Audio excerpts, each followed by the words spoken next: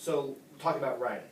What prompt did you use for this piece of writing? So we were working on opinion writing, and I made the prompt really accessible for all the students. I gave them picture cards of Disney characters, and they had to pick their favorite and talk about why that one was their favorite. And our target word was the word because, so we wanted to give a rationale for what we were saying. I think it's great that they had to give a reason, evidence, if you will. Right. If you could, can you read that? It says, I like Simba because he is nice to he son lion. Because he is nice to he son lion. Yes. So in the context of what you wanted them to learn, what was strong in here? Where were they meeting the expectations? Okay, the strengths was the statement of the opinion, I like Simba, and because there was a rationale provided. And this particular student used a lot of the words on our word wall, like he is to, and spelled them accurately. There's spaces between the words, so those were all things that were done very well. What instructional practices did you use to help them with words like because? So that would be the target word. So when we're meeting about their writing in their writing journal, that would be the main concept we're focused on. I wasn't as concerned with the use of the other words. So this was more on a lesson about our ideas as opposed to the grammar of what we were saying. And using that word, that's an academic vocabulary word, Right. because in order to express those ideas. Right. And where would you reteach? So the word he is used here twice. It says, I like Simba because he is nice to he son lion. And that last one should be the word his.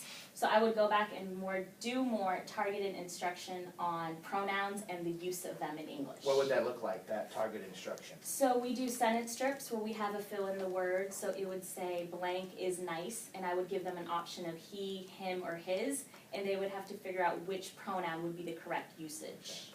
Let's read another one. Okay? Read that one for us. This one says, I like Minnie because she danced, got a dress, is beautiful. Now we're going to put this on the Prezi in the next slide, and they'll see it's written very difficult, in a way it's very difficult to understand. Right. Tell me about this student. So this student is technically an NEP student, which means no English proficiency. Excuse me, she's an English language learner. Okay. So what did you see here that was strong?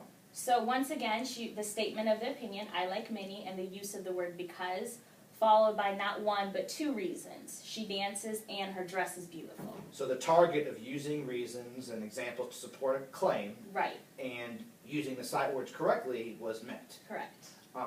Where did you see things that need to be retaught? So, for example, the word beautiful was spelled beautiful with an R instead of the T sound.